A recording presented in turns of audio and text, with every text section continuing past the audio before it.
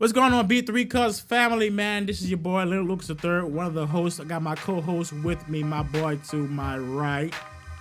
Josh Lucas, how you doing, man? Hey, man, and we want to let you know we need to see the likes all over the screen right now. Subscribe. To this video, man. We need you to go like to this video right now and go subscribe on this video right now. You need to press that red and that gray like on YouTube or that blue like on Facebook, so that we can share this, man, to the community. Let them know, man, we got a new kings on the block, man. New guys on the block, man, with the sports podcast.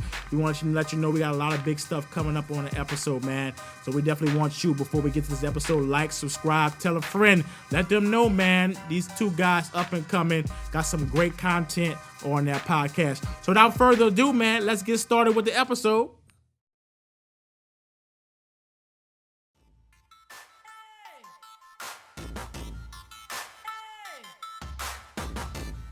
What's going on, everybody? We thank you for joining, man, this episode. This is our 5th episode, man, and we thank everybody for rocking with us. We got a lot of great content that we're going to be talking with you on today. Today, we're going to be talking about the NBA, everything that has to deal with the NBA. And you know, because we're from New Orleans, we always start with the home team first.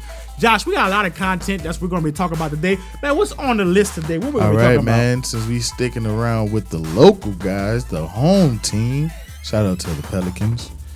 Today's topic is Pelicans, man. What's the next step? Now we got Zion. Now we got a lot of rookies that have potential. We have some good acquisitions. What's the next step for us, man? Also, is Zion ready? Is he really ready for the NBA? That's a big thing, man. That's a big question right there. That's a big thing. Now, the first thing I want to go into, because it's been the biggest concern about Zion. And Josh, we've been talking about this. We talked about on one of the first episodes before a little bit about this, the weight issue. Right now, they said he's about 280, 285. Is he ready to play NBA professional basketball at the weight that he's at right now? I think that he is definitely a little bit overweight. We got to remember that he is pretty big. He's muscular, and you know, if he died right, if he do a lot of conditioning, he understands that this organization that drafted him is a fast-paced organization. What a lot of fans don't know is that, you know, regardless if Anthony Davis played minimally throughout the season last season, the Pelicans ranked top 5 in offense throughout the, you know, straight board, man. 3rd in rebounds. I believe it's 3rd in assists.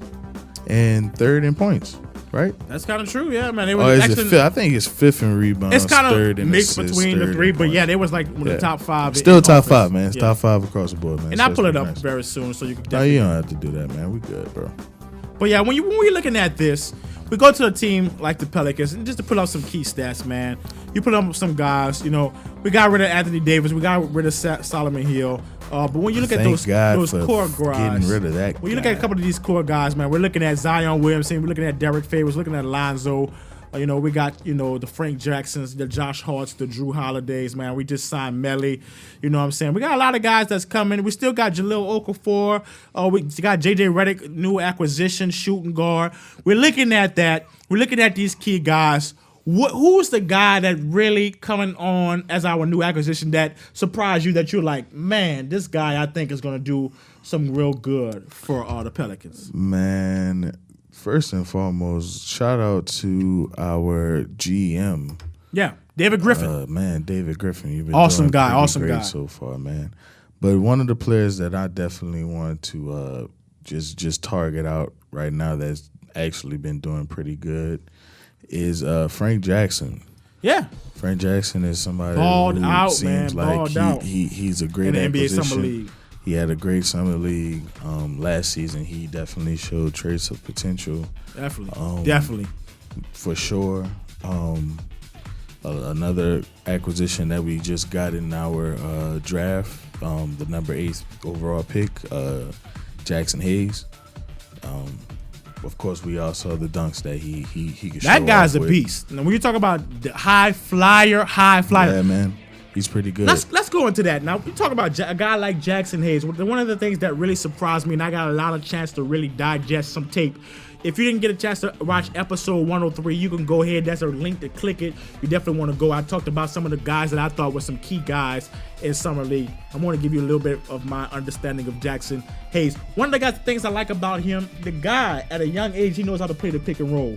And I think that's going to be something that's going to be key because even though, our guy, our head coach, he really loves to play, run and gun type style. I think the pick and roll is going to be something that's going to be key. When you got a guy like Zion who can go be a high flyer, Jackson Hayes, we know he's a high flyer. Okafor is a high flyer.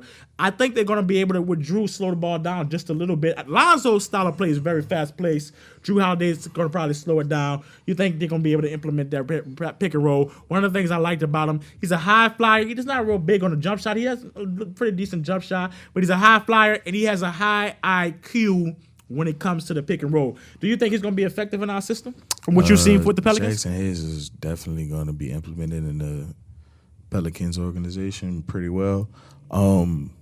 Be on the lookout to see that he starts by the end of the season. I mean, I do. You think so? Over Derek Favors? I mean, is Derek Favors going to play the 5?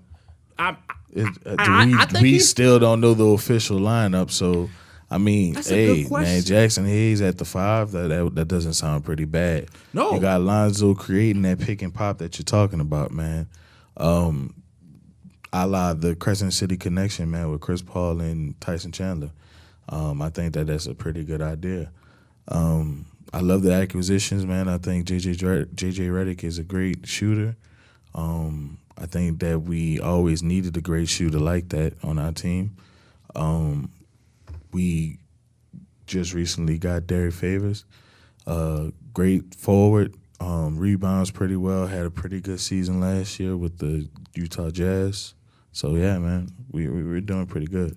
Yeah. When I look at this roster, it's a very young roster, very talented roster. One of the questions that I have is, would they be able to gel? One of the guys I really want to key in on is my guy, Nickeil Alexander-Walker. When you look at this guy's playing in the guard position. He's 6'5", 204 pounds.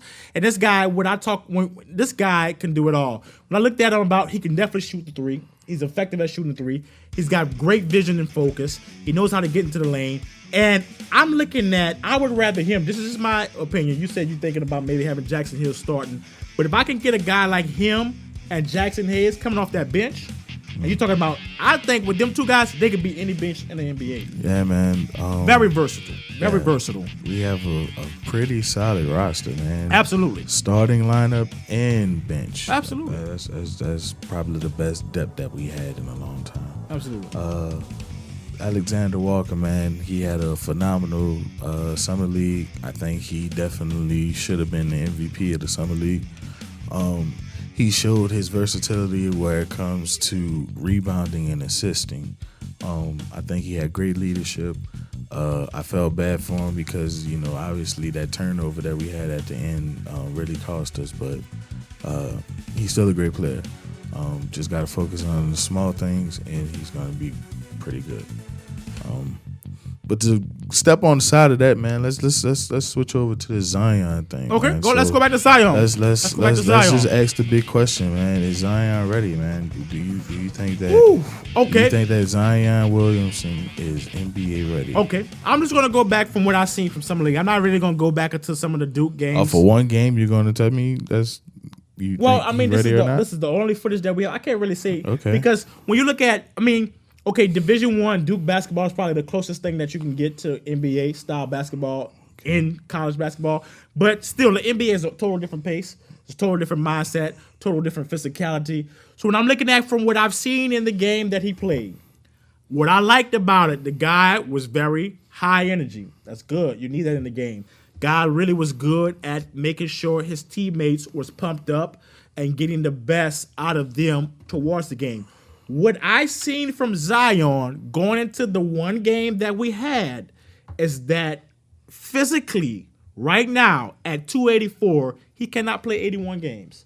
Right now, he was huffing and puffing. The style that our coach wants to play, he wants to play a run and gun style of basketball. I don't see that Zion can play 81 games without getting hurt or sitting at least 10 or 15 games. 284 is a lot. That is a lot of weight on one of the things I want to make to you, Josh, not to cut you off, the comparison to Charles Barkley. When Charles Barkley came in the league, he was about the same weight as Zion. Zion is a little bit more toner, a little bit more muscular guy. But Charles Barkley made a great suggestion. He said that when he came in his rookie league, and we know that he went to play for the 76ers, in his rookie year, he was not ready to play 81 games of basketball because he was just too big. Now, of course, I don't think Zion was eating the same diet, the slave diet that Charles Barkley was eating, bacon and things like that. But at 284, at the position that he has to play, power forward position, running gun style, I don't think he's going to be effective at that weight. I believe that the trainer's got to get him down to at least 20 pounds, 264, where he can be agile and be able to be effective. Now, the question that I have for you, if he drops that weight, do you think this year he will be effective for the team? I think that Zion Williamson will be effective for our team regardless if his weight is still the same right now. Okay. Lighter Zion is definitely going to be better, Of course, he can get up and down the court faster. I think that he is a good acquisition. I really hope that he forms a great jump shot. That's one of the things he has to work on. That jump needs shot. To work on the jump shot. It's flat-footed. Getting to the hole is going to be tougher now that you're dealing with bigger and more physical NBA players. That's true. But man, I have high hopes for Zion. Yeah. Does he need to be smaller? Of course. Of course. 284. I mean, we talk about LeBron. We talk about those once in a generation type players. You look at your Mikes, you look at your LeBrons. Now we got your Zion. He just signed a $100 million Jordan deal, one of the biggest deals ever. $100 million. We'll put that up and take a look. But my dad called me. He was so excited about it. My dad is big on these guys. You say 175? I thought it was 70. No, I believe it's $100 million. Okay. Now, I might not be right, but I believe my dad was saying $100 million, so it's got to probably be $100 million. One thing when it comes to money, he's this is going to be on the screen. It's probably on the screen right now, so you guys get to see it and get to see the article. We'll have it on our YouTube channel for you, accessible, so that you can see it. But one of the things I want to go with Zion, we talked about the jump shot. We talked about the jump shot. We talked about the weight. Another thing I want to talk about, what this system, with David Griffin trying to do, they try to make a splash and they want to make everything fast-paced. This league is a league of shooting. It's not a league of brute strength, physicality, even though some guys play that. But the Dwight Howard style, the Shaquille O'Neal style of playing basketball, do you believe that right now, or in a couple coming years, that Zion's going to have to change his game a little bit to play with the style of basketball today? Because when you play a team maybe like Curry in Golden State, where these guys are shooting threes and you hitting twos, of course, the score could be 21-7, 21-8 very soon, just like that. Just to emphasize more about what I said, man, he just has to establish a better jump shot. Yeah, definitely have to establish a better shot. Point blank, period, man. Whether it be the three or mid range, man, he seems more flat-footed than the usual NBA shooter. Absolutely. We have to understand that he's a left-handed shooter. Doesn't mean that that's a bad thing, because we see James Harden is one of the best shooters in the NBA, and he's left-handed. But you have to have that come into play with different ways of playing defense against that. Will he be a force to be reckoned with? I believe so. Okay. He's very physical. He's very strong. I see him probably averaging about 12.5 points. Let's say about 5 rebounds, 3 assists. Okay, I'm going to make a bold prediction.